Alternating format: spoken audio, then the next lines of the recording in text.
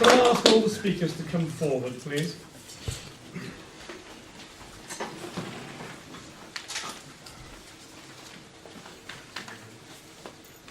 And I'll open the floor to questions. Any questions? Oh. Well, I had a question, yes, regarding the database. What can you search under? You said that it was searchable. So could one search the type of cargo? Yeah, Or, absolutely. or any Did you armaments see type that of- little handout? No. Oh, thank you. Yeah, no. The principle is that it is a fully relational database that would allow all the data tables are discrete. They only hold the information applicable, and therefore they're searchable. So any ship that we have a record of the cargo that was stolen, we will have that cargo associated, linked to the ship incident. We'll know what cargo was in it. We'll know the names of the merchants that owned that cargo, specifically their quantities. Hence the remark I made about multiple cargo ownership, 10 merchants, each with 10, 15 tonnes of wine, small cargoes. Very rarely do I find people with 100 tonnes of cargo, because if you lose your ship, you've lost your life in one go. The most difficult issue with that database, of course, is it only covers people that got robbed. So we can't use it to tell big stories, other than that these things were happening at sea. So that's why I didn't do displays of data and percentages, because it's very fraught with difficulty. The only thing that unites them all is they had some bad luck. Whether it be French, Castilian, whichever country they were from, they had some bad luck. Gentlemen there? Can I just say, what 3 fantastic papers, and I really enjoyed them. I've got 2 questions, one for Chris, one for Craig. The one for Craig is, by my reckoning, that works out as 20 men and 30 horses roughly per 60-tonne ship. Given that a tonne isn't that big, and you've also got your mariners as well, are you happy with that as a proportion? And my question for Chris is, do you see comparisons between men like Hawley acting in this capacity and your military careerists you heard about last night? I don't know who's right, yeah. Michael Presswich actually did my Viva. This was a controversial issue in the PhD work when I had actually presented issue 2. You averaged the tonnage out, of course. There was probably ships in the fleet of 300 or 400 tonnes from the English side. We know these served in 1416, so there would have been bigger ships which would have been used for horse transport. We know from the later issue rolls that when in Henry VI reign, when they're shipping horses backwards and forwards, that they're easily getting 20 or 30 or 40 ships, horses on ships easily. And we've got records for that. So how the fleet then organises itself is really open to question. Indeed, we don't really know how horses were loaded onto the ship anyway. In the Mediterranean, I think they tended to cut holes, didn't they, in the side, but we don't really know. Well, there are a couple of pictures, but I wouldn't have liked to have been on the ship with that. we know they built corrals and stalls and things like that, because we've got the sheriff's accounts that tell us how they were built. There's gangplanks and things like that mentioned. I presume that they probably walked up into the ship at some point, I imagine. But yeah, I mean, the ships would have been separated out and suitable for horse transports and not. But ultimately, English armies are fully mounted, and if you figure that an earl is probably taking dozens of horses with him, and you've got 12,000 men, you have to assume that they are shipping that kind of quantity of horse flesh. When they go into Calais, of course, it's slightly different. They can do it in relays and in smaller fleets. But when you're doing a Cressy or an Agincourt campaign, and you want the army in one go, there's only one way to do it, and that's get them all over at the same time. So I know it sounds quite high number of horses, but the evidence seems to fit with that, yeah. Careerists, well, I think John's question to Andrew last night put the nail of that. He absolutely got to the essence of it. Yes, I do believe that these people were careerists, to the extent that they were ship owners. And owning a ship in Dartmouth or any other port of the country over the last 100 years or 80 years had involved being at war. So whether you were either trying to master a living as a merchant in time of war, with the, the risk associated with that, as well as shipwreck and everything else, whether you then understood that spoils of war were as much your right as any man of arms, knight, careerist going to France to get his spoils of war on land. We seem to have a very prudish sort of attitude to spoils of war at sea, as if they're somehow different. We've attacked a poor merchant from another country.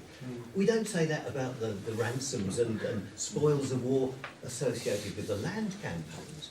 John Hawley, I hate their names. I've grown to hate them because John Hawley was joint owner of dozens of ships, 34 owners. If a ship of Dartmouth had gone down or been captured by the French, that would have impacted on at least 6 joint owners, crewmen, masters, associates at home, at port. Losing ships hurt a community very much more than I think we ever take into account. We think about losses on land quite differently. But this multiple merchant confederations, ship ownership, I was stunned to see 34 owners of 6 ships, all named. We only know that because we have one calendar of it, one inquisition that names them all. They're all summoned and they all appear. This is, as Susan and I have said, this is not a weak king that can't control people. They all turned up, they were told to. They jolly well turned. Hawley used to regularly fall out with the king. He went to prison over a Navarrese cargo that he refused to return. I couldn't tell the story in this meeting, but the story's there. Why was he prepared to go against the king on this one man's cargo, this one small amount of oil, and actually go to prison? His brass shows everything. He was the most significant merchant ship owner, royal official in Dartmouth, yet he had a point to make. He'd obviously been robbed. I'd have to second guess what had happened. He'd lost something to a Navarrese man, and he's damn well not going to give his bit of oil back. And it meant going to prison for a week in the Tower. So yeah, they are. Careerist is the wrong word. You talked yesterday of what do you call it? It's the jurati ad arm, right? So people who have obligations Yeah. to provide service. But I suppose that's a general catch-all. Whereas these people are ship owners. They're doing their job of merchants in time of war. And if they catch ships, it's also because they've lost ships. So it is a two-way spoils of war for them. Ian's question to Craig made me think of something. These ships must have been quite tightly crammed. And the title of your talk was D-Day 1415. And I started thinking after you asked that question, of course, it took 2 days to cross, the 11th to the 13th. And in D-Day 44, there were people crammed in landing craft, so just about the same period. No horses in the landing craft, but nevertheless people were tightly crammed. So it's a similar experience, but perhaps not a very pleasant one before invasion. Yeah, they're just hoping for a short crossing. Yeah. And the third act of the Britain in 1342 is really difficult. The crossing, they're washed all over the place. It's really stormy events. Yeah. But that one's just, yeah. I mean, it's also about money as well. 1,500 ships. Could Henry have been afforded to pay 1,500 ships? I mean, we heard yesterday he was pawning jewels to pay for the men. I mean, it would have been. Any more, a gentleman there? Can I follow up on the other question to you, Chris? With the loading of the ships, Right. you're doing this in Southampton or whatever. Actually, this could actually be thrown out to everybody.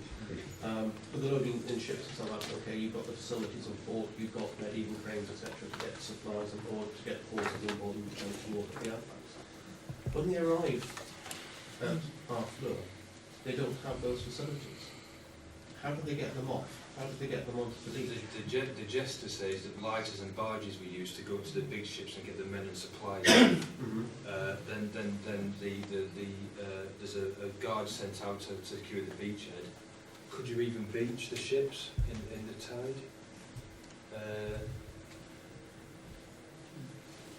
No.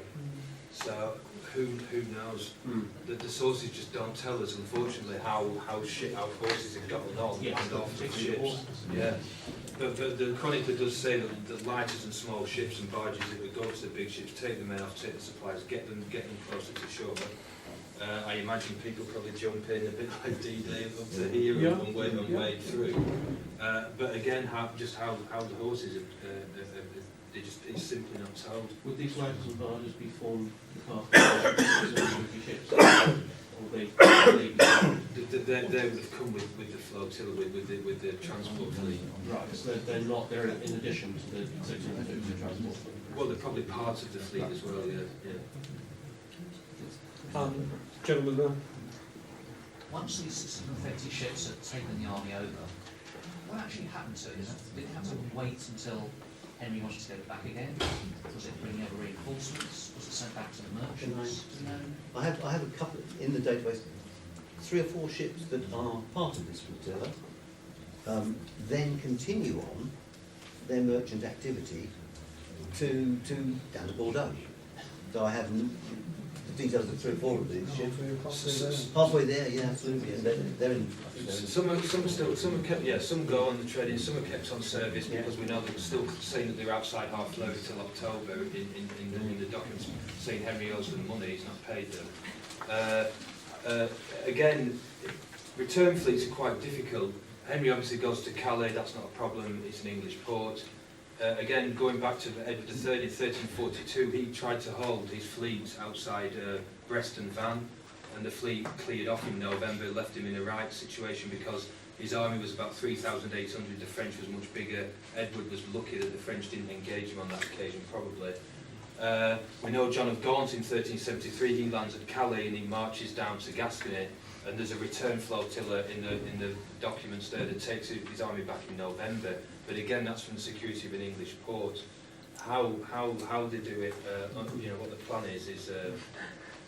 Interestingly, I also have in the database 2 or 3 ships that were captured by Flemish, I'm not going to use that word, am I? Flemish people, which were then used by the Flemish and French to harass the crossings. So they actually rapidly steal a ship, put it to service for themselves, and then reappears in this campaign.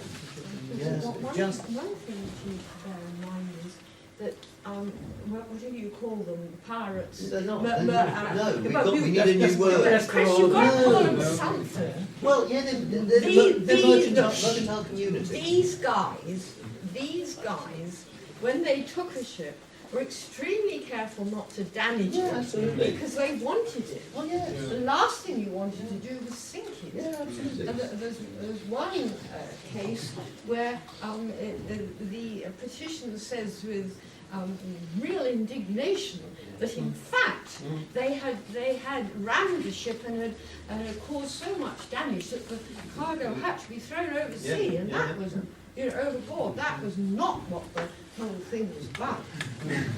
Can I just add to that? Yes. Because that skewed the whole idea of naval warfare, especially the 16th century. People think of sinking ships. No one ever wants to sink a ship. Sorry, it's very small point, but it skews people's perceptions in part. Yeah. Sorry. Yes, Christopher, did you have a question? The question has been asked. Right, okay.